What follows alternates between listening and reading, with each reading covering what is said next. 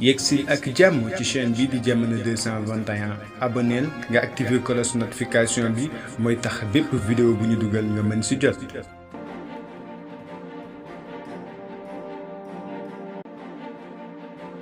Jamono 221 dal leen ak jàmm moom procureur bi ni ki tey jii mu doon jano ak askan wu Sénégal di àddu ci mbirum Ousmane Sonko moom nag foofu li daal bari na ay tuuma yooyu yoo xamante ni daal dinañu koy jël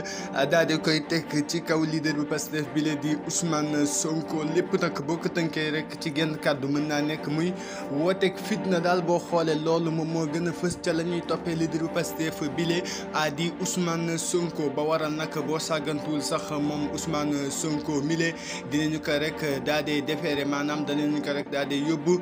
ca kaso ba loolu la sax boo sàggantuwul dina Anthony ki tey jile ba tey moom procureur bi tam daal dinay àddu rek ci mbir yu bëree bëri yoo xamante ni xewoon na fi